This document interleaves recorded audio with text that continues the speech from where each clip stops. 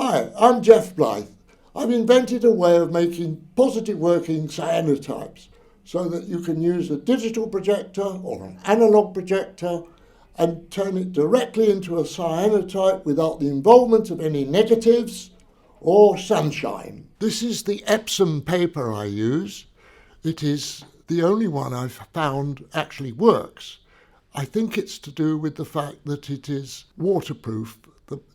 None of the dye will go through the back, whereas other ones I've tried, the whole thing gets saturated with the dye, and that's not satisfactory. So now you can use a laptop image and use a digital projector, and it will go straight to a positive image. Now, if you've got old Kodachromes and an analog projector, you can use those as well. It's great to be able to get out those old family memories and put them on a cyanotype sheet.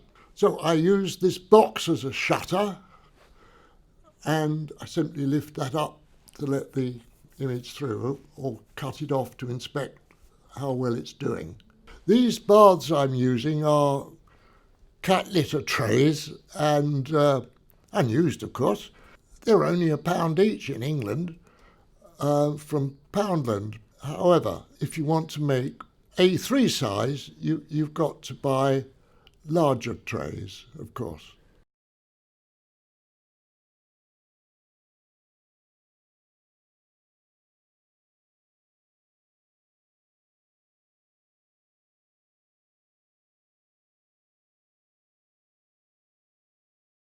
I'm going to put in this sheet of Epsom film with the active side down into the dye bath, and now if I slightly put it convex like that, so it sticks in, then it will push away any bubbles that might happen to be there when it flattens out. It doesn't matter if the stuff gets on the back, except that it's easier to squeegee it later if there's as little as possible on the back. I leave it in here for 2 minutes. It doesn't matter if it's longer than 2 minutes. I'm taking it out now, letting it drip. Now I'm just going to have a handling edge at the top here, which won't be part of the picture, so I'll just squeegee that bit off there. Now I'll squeegee this down here.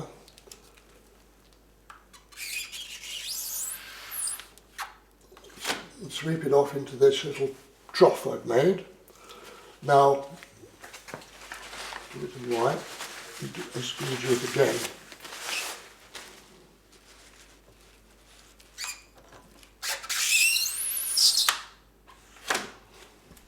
Then I'm just going to take this little bit of overspill and put it back in the dye bath. Now I'm going to have to dry this before the next step.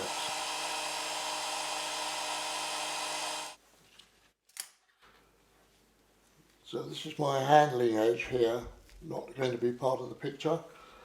And this has got the dried dye on it, which is now a form called thiamine acetate.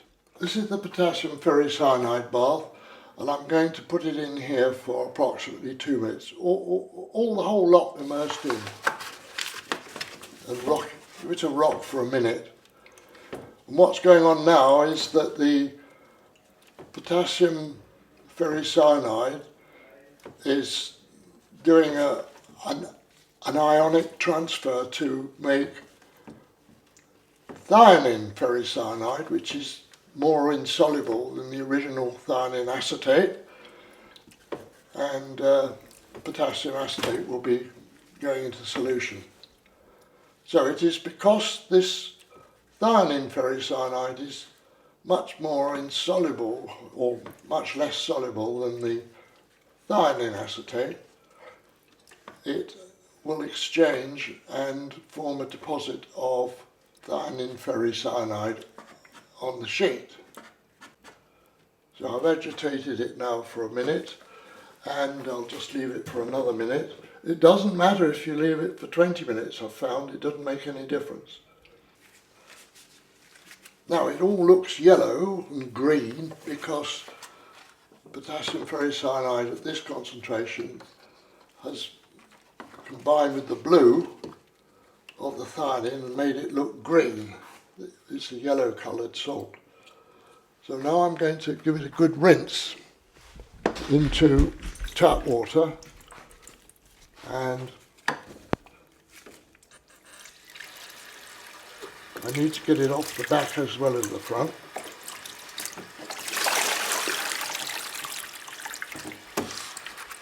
And to help it wash off, I'm going to give it a wipe over with a sponge.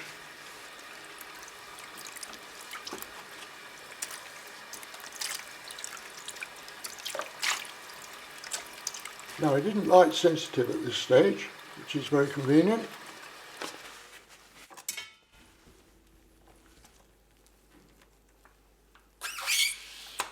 This is just to get the wash water off. And we're going to need to turn the light down now. So I'm now going to put this in sensitizer, and all it has to do is completely wet the whole surface. So I need to make sure that in this sensitizer bath there's no bubbles. So I'm going to put it in and make sure the whole of the active surface is covered. Now I'm going to squeegee it off and collect the excess in this little trough.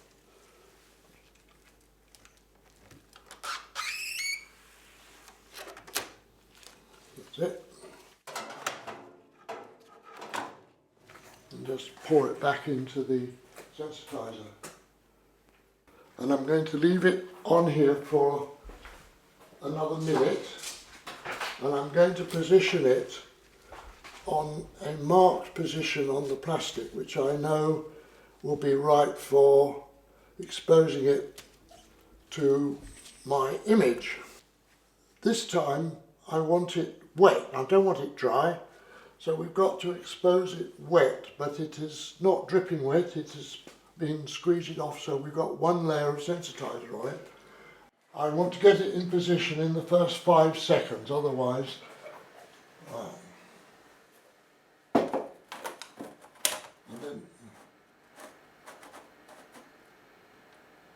Right, now what's really important is that unlike when you normally use a projector, you mustn't make any movement between the screen or the sheet and the projector. You've got to have no movement at all, otherwise you'll get a blurred image.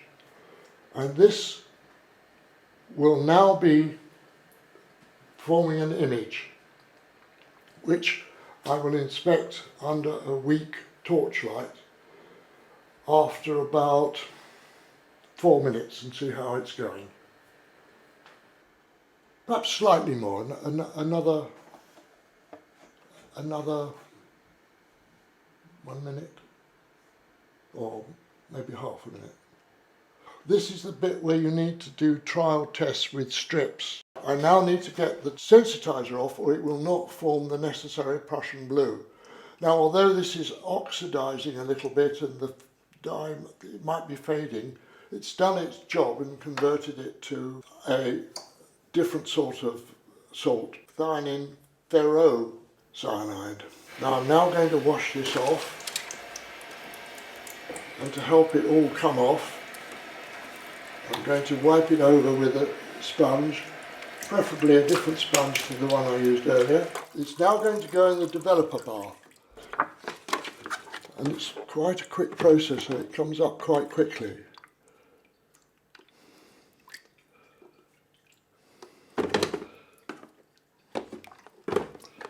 You see, it's coming up.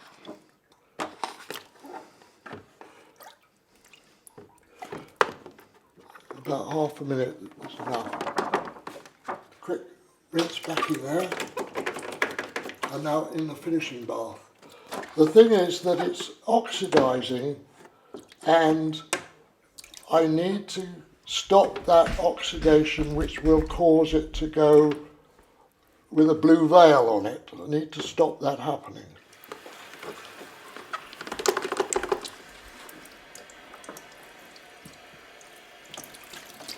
Another final rinse.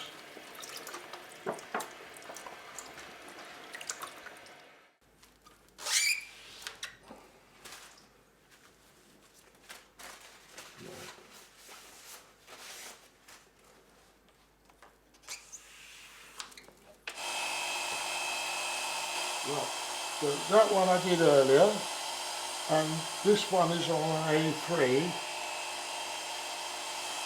Now, if you want a more violet tinge, the time spent in the developer bath should be fairly short. This was fairly short, and so it's a bit more violet than the other one. That's because there's a bit of thining left in there. But if you don't want that and you want it all made of cyanotype material with no thining dye left, then you need to leave it in the developer bath longer. It's a matter of taste. Sometimes it's quite nice to have a bit of a violet tinge.